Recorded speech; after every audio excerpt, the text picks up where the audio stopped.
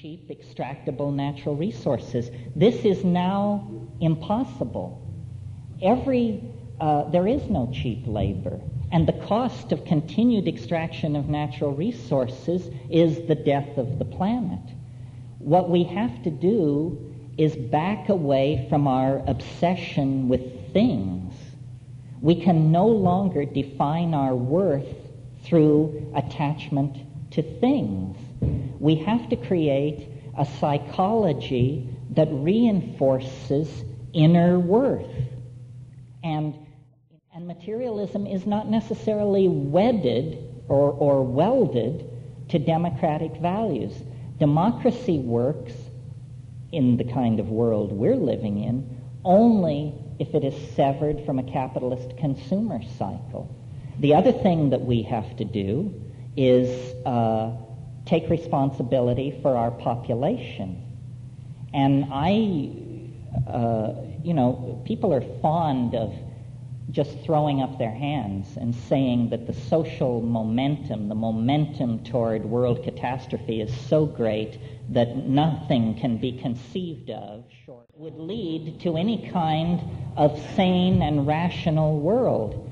But have you noticed that if every woman were to bear only one natural child, the population of the earth would fall by 50% in about 40 years without war, epidemic disease, or forced migration.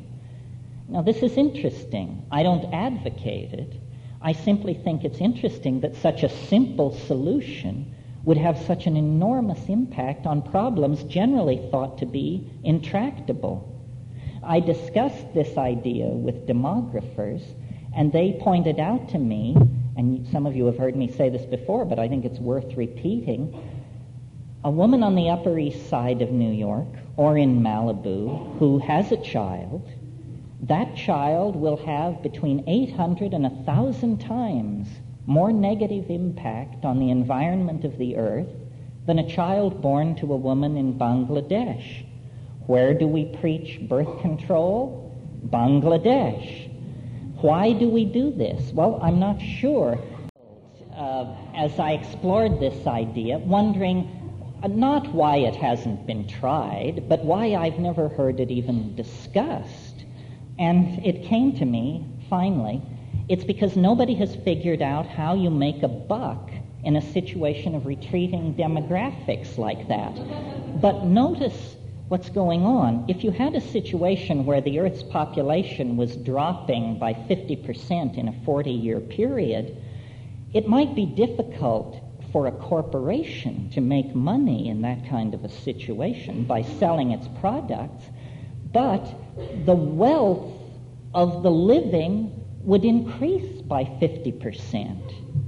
Because you would every week be inheriting farms and country homes from cousins and aunts and uncles you didn't even know you had.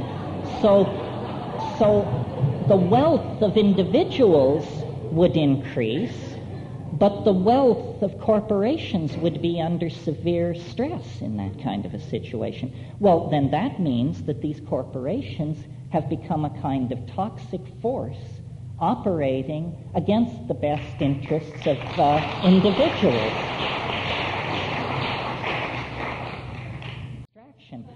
If this mattered as much as being able to knock down 700 incoming intercontinental ballistic missiles in a minute and a half, you can bet your boots it would be on your plate by breakfast time.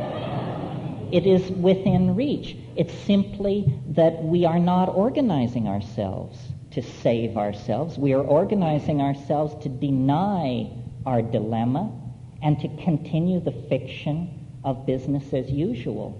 And the only catalyst that I personally, in a lifetime of experience, have encountered that can change us quickly enough to set us moving in these new directions is the psychedelic experience.